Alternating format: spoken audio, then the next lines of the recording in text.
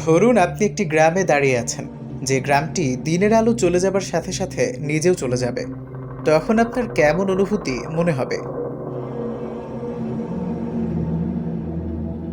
একটু ভয় তো কাজ করবেই।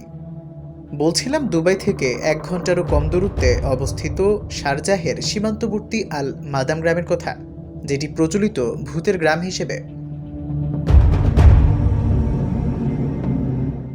নৃতত্ত্ব বিজ্ঞানীরা এই গ্রামটিকে মনে করেন বিশ্বের সবচেয়ে রহস্যময় গ্রাম। এটা হলো ওয়াশরুম আর এটা বেডরুম। ও এদিকটা ভালো হচ্ছে, এদিক দিয়ে ভিতরে বাসা হচ্ছে। এই যে মোজাইক লেখা যাইতেছে, এই যে ওদের আগেকার দিনের মোজাইক।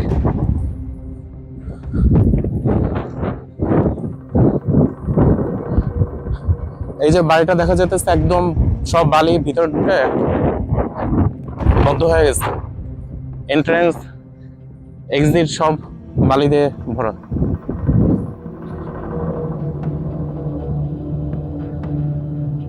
গ্রামটির নাম হলো আল মাদাম।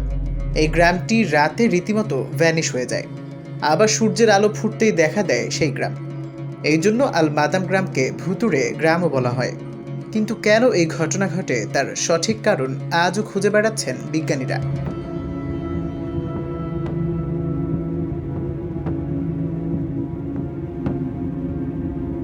গ্রামটি পরিত্যক্ত হলেও এখানে পুরনো ঘরবাড়ি এখনও দৃশ্যমান।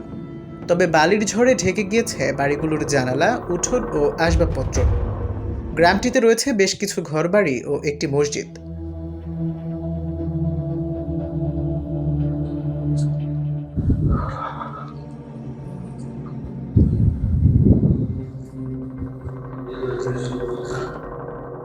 একমাত্র মসজিদে মনে হয় কোনো বালি টালি ঢুকে নেই। হ্যাঁ, এখানে কোনো বালি দেখা যাইতেছে না। হয়তো বা এটা পরিষ্কার করছে খুব সম্ভবত, কিন্তু পরিষ্কার নাও হতে পারে, নাহলে তো ওই বাইরে তো বালি বোঝা যেত।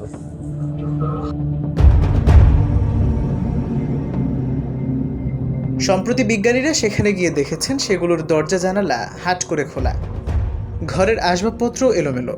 ওখানকার অধিবাসীদের ফেলে যাওয়া ব্যক্তিগত জিনিস দেখে মনে হয় অধিবাসীরা তাড়াহুড়ো করে এই গ্রাম ত্যাগ করেছিলেন। এ কারণে আল মাদাম অনেকের কাছেই ভূতের গ্রাম নামেই পরিচিত। অধিবাসীরা কোনো অতি প্রাকৃতিক শক্তির কারণে গ্রাম ছেড়ে পালিয়ে গিয়েছেন, এমন গল্পও প্রচলিত রয়েছে।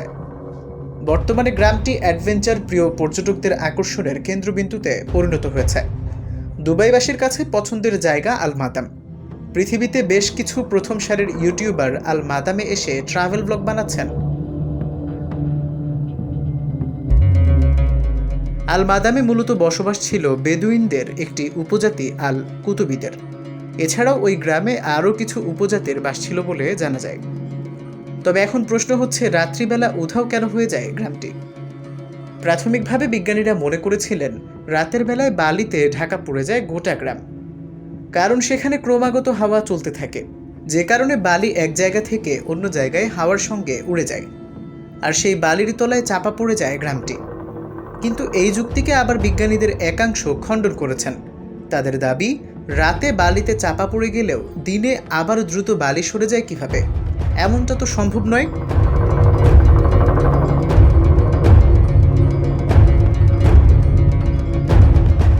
এছাড়াও আল মাদামের পার্শ্ববর্তী গ্রামগুলোর বাসিন্দাদের বিশ্বাস, ওই গ্রামে এক মহিলার আত্মা ঘুরে বেড়ায়।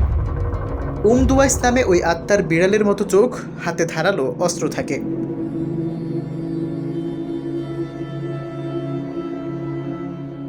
একদিন নিশ্চয়ই খুলবে রহস্যের জট। তখন হয়তো জানা যাবে আসলে কিভাবে হারিয়ে যায় রাতের আল মাদাম। এমনটাই প্রত্যাশা সকলের। আল মাহমুদ, BD24live.com।